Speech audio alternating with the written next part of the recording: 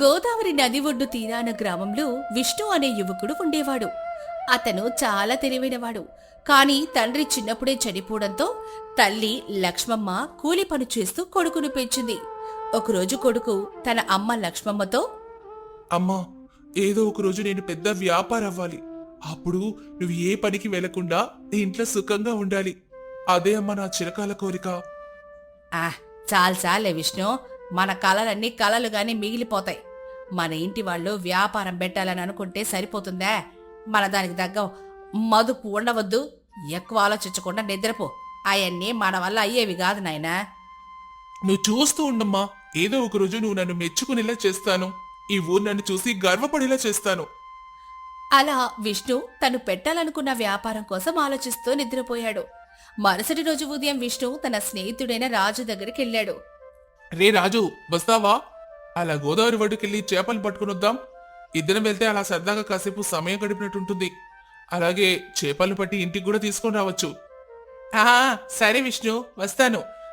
నా వల తీసుకొని అమ్మకు ఒక మాట చెప్పెళ్దాం. లేదంటే కాస్త ఆలస్యమైన గాబరా పడదు. అలా రాజు మరియు విష్ణు గోదావరి ఒడ్డుకి చేరుకుంటారు. అక్కడ చాలా మంది పర్యాటకులు గోదావరి అందెలు చూడ్డానికి వచ్చారు. అలా చూడ్డానికి వచ్చాడు రఘు పొరుగురు నుంచి. అక్కడ విష్ణు మరియు రాజుని గమనించి, ఇదిగో బాబు, మేము ఈ గోదావరి నది చూడడానికి పొరుగు నుంచి వచ్చాము.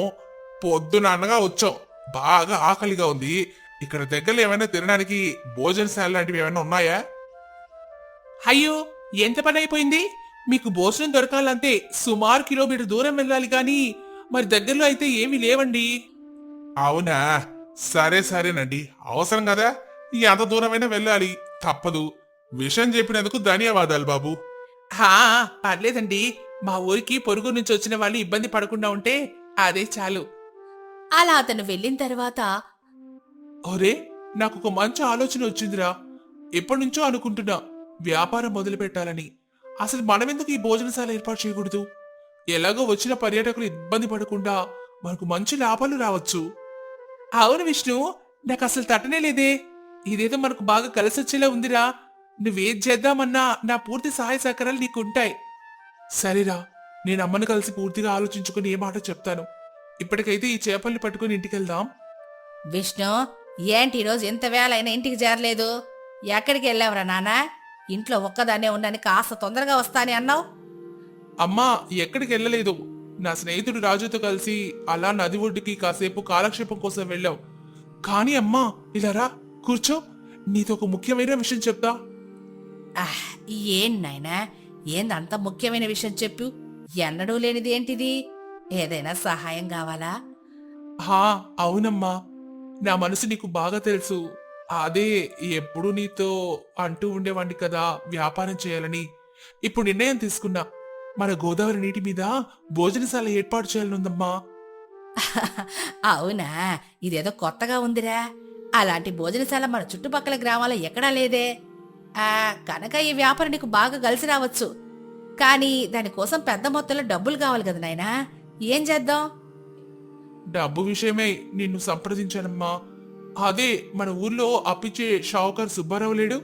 అతను అడిగి ఎంతో కొంత డబ్బులు ఏర్పాటు చేయమ్మా. సరే రా, రేపొద్దు నువ్వు కూడా నాతో పాటు రా. ఇద్దరం కలిసి వెళ్ళి అడుగుదాం. అలా విష్ణు సుబ్బారావు దగ్గర కొంత డబ్బు తెచ్చుకొని తన మిత్రుడు రాజు సహాయంతో గోదావరి నది మీద భోజనశాల ఏర్పాటు చేసి దానికి నీటి విందు భోజనశాల అని పేరు పెట్టి ఘనంగా వ్యాపారం ప్రారంభించాడు. రే రాజు, ఎంతో కొంత డబ్బును తెచ్చి భోజనశాల ఏర్పాటు చేశానురా. ఎలాగైనా పర్యాటకులకి ఎక్కువగా మన నీటి విందు భోజనశాలకు వచ్చేలా చేయాలి. అలానేరా, దానికి నా దగ్గర ఒక మంచి ఆలోచన ఉంది. అదిగో అక్కడ చూడు, ఎవరో కొత్త జంట గోదావరి నది చూడ్డానికి వచ్చినట్టున్నారా. వాళ్ళని పిలుచుకొని వస్తానండు. సరే, వెళ్ళిరా. వాళ్ళకి కావలసినవన్నీ సిద్ధంగా ఉంచుతాను. అలా రాజు ఆ పర్యాటకులతో, రండి, అందరూ చాలా సమయం క్రితమే ఇక్కడికి వచ్చినట్టున్నారే. మా ఈ భోజనశాలలో వివిధ రకాల వంటలు తయారుగా ఉన్నాయి. మీరెక్కడికో వెళ్ళే పని కూడా లేకుండా ఇక్కడే ఈ నీటి మీదనే పడవ లాంటి భోజనశాలలో కూర్చొని ఒక కొత్త అనుభూతిని ఆస్వాదిస్తూ మీరు భోజనం చేయొచ్చు. హో, పడవ మీద భోజనశాల! వింటుంటేనే మనసుకు హాయిగా ఉంది. ఇంకా అక్కడ కూర్చొని తింటే ఎలా ఉంటుందో. రండి అందరం కలిసి వెళ్దాం. అలా అందరూ వెళ్లి భోజనాలు చేసి చాలా బాగుందని చెప్పడంతో విష్ణు చాలా ఆనందంగా ఉన్నాడు. అది చూసి సుబ్బారావు కొడుకు మహేష్ తన మిత్రుడు రవితో, ఒరే, ఆ విష్ణుని చూసావా? ఒకప్పుడు వాడి దగ్గర తినడానికి తిండి ఉండేదే కాదురా. కానీ వాడు మా నాన్న దగ్గర అప్పు చేసి పెట్టిన వ్యాపారం బాగా లాభాలు రావడంతో మా నాన్న నన్ను ఇంట్లో రోజు తిట్టడం, వాడిని చూసి నేర్చుకోవడం నాకేం నచ్చట్లేదురా. అయితే ఒక పని చెయ్యి. ఇప్పటి వరకు వాడి వ్యాపారం బాగుందని కదా మీ నాన్న నిన్ను తిడుతున్నాడు. అదే వాడిది వ్యాపారం దెబ్బతింటే అనవసరంగా నా కొడుకును తిట్టానని పశ్చాత్తాపడతాడు. అయితే ఇప్పుడు ఏం చేయమంటావురా? ఎప్పటికప్పుడు వాడు దివాలా తీయాలంటే ఏం చెయ్యాలి? అదేం పెద్ద పని కాదురా. లాభాలు రావాలంటే కష్టపడాలి, కానీ దివాలా తీయాలంటే చిటికెలో పని. ఎవ్వరు లేని సమయం చూసి అది నీటిలో తేలియాడే పడవ మీదున్న భోజనశాల కాబట్టి ఆ పడవని కదలకుండా కట్టిన తాళ్లను ఈ రాత్రికి తెంపేద్దాం. దానితో వాడి భోజనశాల ఏటో వెళ్ళిపోతుంది. కొన్ని రోజుల వరకు భోజనశాల తెరవలేడు. భలే ఉపాయం చెప్పావురా. ఈ రాత్రికి ఆ పని చేద్దాం. నువ్వు కూడా నాతో పాటు రావాలి. అలా మహేష్ అలాగే రవి ఇద్దరూ కలిసి వెళ్లి కట్టు ఉన్న తాళ్లను తెంపేశారు. దానితో పడవ నీటి అల్లకు జరిగి జరిగి చాలా దూరం వెళ్ళిపోయింది. మరుసటి రోజు ఉదయం, అరే రాజు, అంతా అయిపోయిందిరా. నా నీటి మీద పడవ భోజనశాల ఎవరు కావాలని విప్పేశారా. రారా, ఏదైనా ఉపాయం ఆలోచించరా. దాన్ని ఎలా తిరిగి తేవాలో. అవునా, ఎంత పని అయిపోయిందిరా. పద వస్తున్నా. ఇంత పని చేసిన ఎదవెవరో నాకు తెలిస్తే వాడు నా చేతిలో అయిపోయాడురా ఈరోజు అని కోపంగా వాళ్ళ పడవ దగ్గరికి చేరుకున్నారు. రే, దాన్ని యథాస్థితిలో పెట్టాలంటే ఖర్చు అవుతుందిరా. మరియు ఈ పని చేసిన వాడు ఎవరు తెలుసుకోవాలి. రే, అక్కడ పడున్న గొలుసు చూడు. ఇది మన సుబ్బారావు గారి అబ్బాయి మహేష్ దిరా. కొంపదీసి వాడే ఇంతటి సాహసానికి ఒడిగట్టాడా అని అనిపిస్తోంది. చచా, వాడు అలాంటి పని చేశాడంటే నమ్మశక్యంగా లేదు. అలా ఒక గొలుసు దొరికిన ఆధారంతో నింద అతని మీద వేయలేం కదా. రే విష్ణు, నీకు వాడి గురించి తెలీదురా. వాడు ఎప్పుడు అసూయతో ఉండేవాడు. వాళ్ళ నాన్న దగ్గర డబ్బు తెచ్చి భోజనశాల నడిపిస్తుంటే కుళ్ళుకుంటున్నాడు. అవునా, అయితే పద సుబ్బారావు గారి దగ్గరికి. అతనికి చెప్తే ఈ సమస్యకు పరిష్కారం లభిస్తుంది మనకి. అలా విష్ణు రాజు ఇద్దరు సుబ్బారావు దగ్గరికి వెళ్లి జరిగిందంతా వివరించారు. వాళ్లకు జరిగిన నష్టం చెప్పుకొని బాధపడ్డారు. మీరు చెప్పింది నిజమే అయితే మీ భోజనశాల యథాస్థితిలో ఉంచి మళ్ళీ మునపటి వలె వ్యాపారం జరిగే బాధ్యత నాది. కానీ అంతకు ముందు ఇది అసలు చేసింది వాడేనా అని ముందు అడుగుతాను. ఉండండి. అలా ఇంట్లో ఉన్న మహేష్ని అక్కడికి రప్పిస్తాడు. ఏంటి నానా, ఉన్నట్టుండి కబురు పెట్టారు?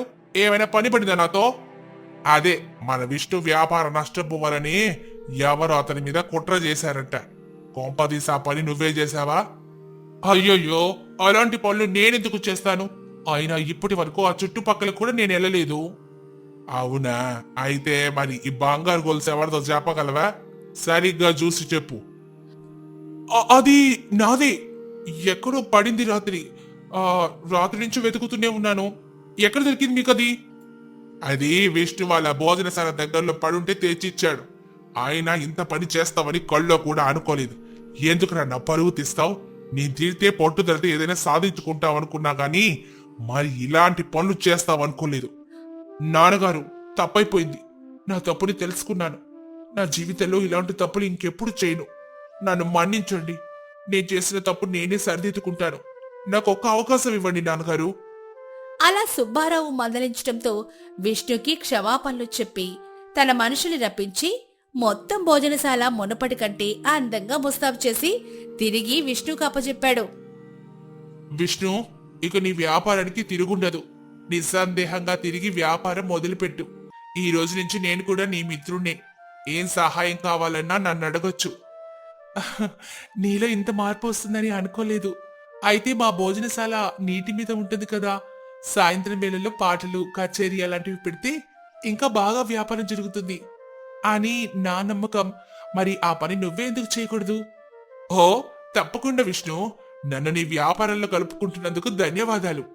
అలా మళ్ళీ మునుపటి కంటే అందంగా తయారు చేసిన భోజనశాల చూడ్డానికి చుట్టుపక్కల గ్రామాల వాళ్ళు రావడంతో నీటి విందు భోజనశాలకు ఆదరణ పెరిగి లాభాల బాటలో పోతోంది.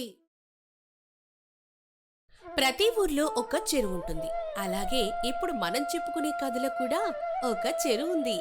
దాన్ని బంగారు చెరువు అంటారు. ఆ చెరువుకి ఆ పేరెవరు పెట్టారో తెలియదు కానీ నిజంగా బంగారమే. ఎందుకంటే బట్టలు ఉతుకుతూ బతికే వారికి అదే జీవనాధారం. ఇంకో పక్క చేపలు పట్టుకునే వాళ్ళకి కూడా అదే ఆ చెరువే ఆధారం. ఏ అది మనసు గారి పంచే, బాగా ఉతకాలి. చిన్న మరకున్నా మనకు మాట వచ్చేస్తుంది అంటూ బట్టలుతికే వెంకన్న, సూరమ్మ దంపతులు వాళ్ళ వర్గం వారు ఒక పక్క, గంగా ఇవి బొమ్మిదాయిలే, మన పంట పండిందే, బుట్టులోకెత్తు అంటూ చేపలు పట్టుకునే ఏడుకొండల వర్గం వారు ఇంకో పక్క. అంతేకాదు పంటలు పండించడానికి రైతులు, భూస్వాములు ఇంకో పక్క ఉండేవారు. వాళ్ళు కూడా ఈ చెరువు మీద ఆధారపడి పంటలు పండిస్తూనే ఉండేవారు. ఈసారి కూడా కుడికాలంకి నీళ్లు వదిలితే కొంచెం బాగుంటది, మన మెట్ట పొలాలకు బాగా నీరందుతుంది అని చెరువుకి ఒక పక్క నిలబడి పెద్ద రైతైన సుందరయ్య మాట్లాడుతూ ఉన్నాడు. అతని పక్కనే ఉన్న కృష్ణయ్య, కుడి కాలువకు నీళ్లు వదలాలంటే ఆ వెంకన్న వర్గం వారు బట్టలు ఉతకడం ఆపేయాలి, అప్పుడే నీళ్లు కొంచెం సాఫీగా సాగుతాయి అంటూ మాట్లాడుకుంటున్నారు. కాని ఆ చెరువు ఊరందరిది కావడంతో ఎవరు ఎవరిని ఏమనడానికి లేదు. ఇలా ఆ చెరువు చుట్టూ ఎన్నో రాజకీయాలు జరుగుతూ ఉన్నాయి. అలా చెరువుకి మూడు పక్కలా మాట్లాడుకుంటూ ఎప్పుడు అక్కడ హడావిడిగా ఉండేది. అందుకే ఆ చెరువును ఊరికి గుండెకాయ అని కూడా అనేవారు. ఇలాంటి సమయంలో పట్టణంలో చదువుకున్న కృష్ణ ఊరికొచ్చాడు. చాలా రోజుల తర్వాత రాగానే అమ్మానాన్నలు కృష్ణని చాలా బాగా చూసుకున్నారు. మన ఊరే నాన్న. ఆ పట్టణంలో కాలుష్య మూతలు, రణగొడధ్వనులు తప్ప ఏమీ ఉండవు. ఏంటి నాన్న ఊరిని బాగా పొగుడుతున్నావు, కొంపదీసి ఇక్కడే ఉంటావా ఏంటి అని చూచాయిగా అడిగాడు. అవును నాన్న, ఇక్కడే ఉండి కొత్త కొత్త పద్ధతుల్లో వ్యవసాయం చేద్దాం అనుకుంటున్నాను. మరి నీ చదువురా? చదువుకున్న వారు వ్యవసాయం చేయకూడదా? అందుకే ఎవరో చేసే వ్యాపారంలో కూలీగా చేయడానికైనా చదువుకున్నాడు, వెళ్తున్నాడు. కానీ అసలైన వ్యవసాయం చేయడానికి మాత్రం వెనకం చేస్తున్నాడు. నేను దీన్ని మారుదాం అనుకుంటున్నాను అంటూ నాన్నకు చెప్పాడు. నాన్న కొద్ది రోజులు ఒప్పుకోలేదు. కాని కృష్ణ పట్టుదల, మొండితనం చూసి ఇక ఒప్పుకోక తప్పలేదు. నాన్న అంగీకారం కూడా రావడంతో కృష్ణ పని ప్రారంభించాడు. పొలాలు, ఊర్లు తిరుగుతూ అప్పుడే ఊరి మధ్యలో ఉన్న చెరువు కూడా చూశాడు.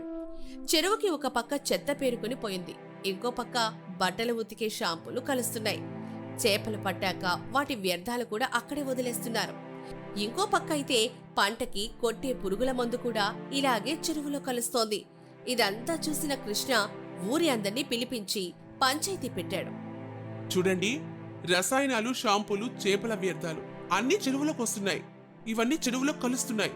ఇలా అయితే భవిష్యత్తులో చాలా ఇబ్బంది పడతాం. అలా చేయడం ఆపండి అని చాలా మర్యాదపూర్వకంగా చెప్పాడు. కాని దానికి ఎవ్వరూ సానుకూలంగా స్పందించలేదు.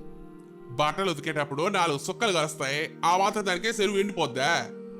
చేపలు అక్కడే శుభ్రం చేసి ముక్కలు ముక్కలుగా చేసేటప్పుడు వాటి వ్యర్థాలు కూడా అక్కడ కాక ఇంకెక్కడ ఉండాలి? పంటలు పండే దగ్గర ఇది సహజమే అబ్బాయి అని దాన్ని కొట్టిపడేశారు. వాళ్లతో వాదించడానికి కృష్ణ బలం సరిపోలేదు. ఇక ఏం చేయలేక అక్కడి నుంచి మౌనంగా ఉండిపోయాడు. ఆ రోజు రాత్రి నాన్న కూడా అదే చెప్పాడు. ఎందుకురా ఇవన్నీ మనకి, పట్నం వెళ్ళి ఉద్యోగం చేసుకోక వదిలి అని చెప్పడంతో కృష్ణ ఏం సమాధానం చెప్పకుండా మౌనంగా ఉండిపోయాడు. కొన్ని రోజులకి ఎండాకాలం మొదలైంది. ఒకరోజు మధ్యాహ్నం గొర్రెలు మేపుకునే రాము అనే కుర్రాడు చెరువులోకి దూకి ఆడుకుంటున్నాడు. చల్లదనం కోసం ఈత కొడుతూ సరదాగా కాలక్షేపం చేస్తున్నాడు. గొర్రెలు కూడా కాసేపు విశ్రాంతి తీసుకోవడంతో రాము తీరిగ్గా స్నానం చేస్తున్నాడు. అయ్యో అయ్యో, లోపలికంత లోతుగా ఎల్లొద్దురా, నీళ్లు తగ్గిపోయాయి, జాగ్రత్త. ఏంటక్క కొత్తగా మాట్లాడుతున్నావు? నా చిన్నప్పటి నుంచి ఈ చెరువులో ఈత కొడుతున్నాను కదా అనంటూ ఉండగా ఆ చెరువులో మునిగిపోవడం మొదలెట్టాడు. కాపాడండి, కాపాడండి అంటూ కేకలేయడం మొదలుపెట్టాడు. సూరమ్మ అది చూసి భయపడి వెంకన్నని పిలిచింది. వెంటనే వెంకన్న చెరువులోకి దూకి అతన్ని కాపాడాడు. పైకొచ్చాక కొద్దిసేపటికి అతను కోలుకున్నాడు. అదేంట్రా, నువ్వు గజయితగాడు కదా, నువ్వు మునిగిపోవడం ఏంటి? చెరువు అడుగునా చెత్త పెరిగిపోయింది మావయ్య, దాంట్లో కూరుకొని పోయాను అని చెప్పాడు. వెంకన్న, సూరమ్మ ఇద్దరు ఒకరి ముఖాలొకరు చూసుకున్నారు. ఇలా జరిగిన కొన్నాళ్ళకి చెరువులో ఉండే చేపలన్నీ చనిపోయి ఒడ్డుకొచ్చేస్తున్నాయి. ఇదేమిట్రా చేపలన్నీ చనిపోతున్నాయి? ఈ చెరువుకి ఏమైంది? ఇది ఇలాగే కొనసాగితే మన వీధి పాలు కావాలి అంటూ ధర్మాధికారికి ఫిర్యాదు చేశాడు. వెంటనే అతడు ప్రకృతి వైద్యుణ్ణి ఆ చెరువు దగ్గరకు పంపాడు. అతను చెరువు మొత్తం పరిశీలించి, ఇక్కడ ఎక్కువ రసాయనాలు షాంపూలు నీళ్ళలో కలుస్తున్నాయి, అందుకే ఇలా తయారైంది. అంతేకాదు చేప వ్యర్థాలు కూడా చెరువులో కలిసి కలుషితమవుతున్నాయి, అందుకే నీళ్లు కూడా చెడు వాసన వస్తున్నాయి అని మొత్తం పూసగుచ్చినట్టు చెప్పాడు. ఈ విషయాన్ని ఎన్నో మాసాల ముందు కృష్ణ చెప్పిన విషయం అందరికీ గుర్తొచ్చింది. కానీ ఏం మాట్లాడలేదు. కాని వాళ్ళల్లో చిన్న మార్పు మొదలైంది. చేపల వ్యర్థాలు చెరువులోకెళ్లకుండా, ఏడుకొండలు వాళ్ళు ఉతికిన నీళ్లు చెరువులో కలవకుండా వెంకన్న వాళ్ళు కొంచెం జాగ్రత్త పడ్డం ప్రారంభించారు. చెత్త వేయడం కూడా తగ్గిపోయింది. నీళ్లు తగ్గుతున్న కొద్దీ ఊళ్ళో తగువులు కూడా మొదలయ్యాయి. ఒకరోజు వెంకన్న వర్గం, ఏడుకొండల వర్గం మధ్య గొడవ జరిగింది. మీరు చేపల కోసం లోతు దోవేస్తున్నారు, మాకు బట్టలు ఉతకడానికి నీళ్లే రావడం లేదు. మీరు సబ్బులేసి నీళ్లు పాడు చేస్తున్నారు, మాకు చేపలు చస్తున్నాయి, మీరేం తవ్వుతున్నారు అంటూ రెండు వర్గాలు రోజు గొడవ పడుతూ ఉండేవి. ఇద్దరు ఒకరోజు పొలంలో ఉన్న కృష్ణ దగ్గరికి వెళ్లారు. బాబు, మమ్మల్ని క్షమించండి. మీరు ఆ రోజు చెప్పిన దాన్ని మేము తెలుసుకోలేకపోయాం. నువ్వు చెప్పింది అక్షర సత్యం బాబు అంటూ జరిగిందంతా చెప్పాడు. పోనీలేండి, ఇప్పటికైనా తెలుసుకున్నారు కదా. మన ఊరికి ఒకటే చెరువు కదా, ఇక నుంచైనా జాగ్రత్తగా చూసుకుందాం. ఎలా చూసుకోవాలి బాబు? ఈ ఏడుకొండల వల్ల వాళ్ళను మునగడం కోసం చెరువుని తవ్వి పడేస్తున్నారు. మాటలు మర్యాదగా రాని వెంకన్న, మేం బతికేది ఆ చెరువు మీద. అలాంటి చెరువుని మేమెందుకు తవ్వి గడ్డి కొడతాం అని ఇద్దరూ మాట మాట విసురుకున్నారు. ఇద్దరిని శాంతపరిచాడు కృష్ణ. మీ ఇద్దరి మాటల్ని బట్టి ఇద్దరు ఆ పని చేయలేదని అర్థమైంది. ఒక పని చేద్దాం, ఈ రోజు మీ ఇద్దరితో పాటు నేను కూడా చెరువు దగ్గరకు వస్తాను. చూద్దాం దీని వెనక ఎవరున్నారు అంటూ కృష్ణ ఇద్దరికీ చెప్పాడు. దాంతో ఇద్దరూ సమ్మతించారు. ఆ రోజు రాత్రి ఇద్దరితో పాటు కృష్ణ కూడా చెరువు చుట్టూ కాపలా కాస్తూ ఉన్నాడు. వాళ్ల పథకం ఫలించింది. పెద్ద భూస్వామిగా పేరు పొందిన రైతు సుందరయ్య పట్టుబడ్డాడు. సుందరయ్య గారు, మీరా?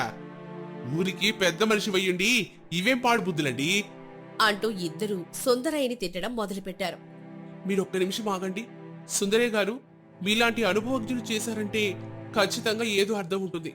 అసలు ఎందుకు ఇలా చేస్తున్నారు అంటూ కొంచెం గౌరవంగా ఆప్యాయంగా అడిగాడు. దాంతో సుందరయ్య ఇలా చెప్పాడు. నాకు భయం వేసింది, అందుకే ఇలా చేశాను. నాకు వేరే దారి కనపడలేదు. భయమా? ఎందుకు? రోజు రోజుకి నీళ్లు తగ్గిపోతున్నాయి. మా వ్యవసాయానికి ఈ నీళ్లే ఆధారం. అందుకే మొత్తం మాకే కావాలని ఇలా చేశాను అని తను చేసిన తప్పుని ఒప్పుకున్నాడు. ఈ ప్రపంచంలో ప్రతి ఒక్కరి వృత్తి ఉత్తమమైందేనండి. ఎవరిని తక్కువ చేయడానికి లేదు. అన్ని పనులు సమంగా సాగితేనే ఊరు సస్యశ్యామలంగా ఉంటుంది. కానీ అందరూ పంచుకునే అన్ని నీళ్లు ఈ చెరువులో లేవు కదా. అని తనకున్న భయంతో అడిగాడు. దీనికి నా దగ్గర ఒక ఉపాయం ఉంది. రేపు పంచాయతీ ఏర్పాటు చేయండి, అక్కడ చెప్తాను అని చెప్పాడు. దానికి అందరూ ఒప్పుకున్నారు. ఆ తర్వాత రోజు కోడికూతతోనే పంచాయతీ ప్రారంభమైంది. ఆ చెరువు విలువతో పాటు కృష్ణ విలువ కూడా అందరికీ తెలియడంతో ఈసారి కృష్ణ చెప్పిన మాటల్ని అందరూ అంగీకరించారు. ఆ రోజు వారు గ్రామ సభలో పెద్ద నిర్ణయం తీసుకున్నారు. అదే ఆ ఊరి తలరాతని మార్చేసింది. వారు తీసుకున్న నిర్ణయాలేంటంటే, చెరువు చుట్టూ చెట్లు నాటాలని, చెరువు పరిసరాల్లో చెత్త వెయ్యకూడదు, చెరువు నీళ్లు ఊరందరూ పంచుకొని వాడుకోవాలి, ఎవరైనా తప్పు చేస్తే అందరూ కలిసి ఆపాలి, ఇలా చేస్తే ఆ చెరువు 10 కాలాల పాటు పచ్చగా ఉంటుంది అని చెప్పడంతో అందరూ దానికి అంగీకరించారు. రోజులు గడిచాయి. చెరువు చుట్టూ పచ్చదనం పెరిగింది. నీళ్లు మళ్లీ నిండాయి. పంటలు పండాయి. గుండెకాయ లాంటి ఆ చెరువును వీళ్లు కాపాడుకోవడంతో ఆ చెరువు కూడా వీళ్లను కాపాడింది. ఇప్పుడు ఊరందరూ చెట్ల కింద బల్లలు ఏర్పాటు చేసుకుని అందరూ కలిసిమెలిసి బతుకుతున్నారు. కృష్ణ ఎప్పటిలాగానే తన వ్యవసాయం తను చేసుకుంటున్నాడు. ఊరికి ఒక్కటే చెరువు. కానీ కృష్ణ లాంటి వాడు కూడా ఊరికి ఒక్కడుండాలి.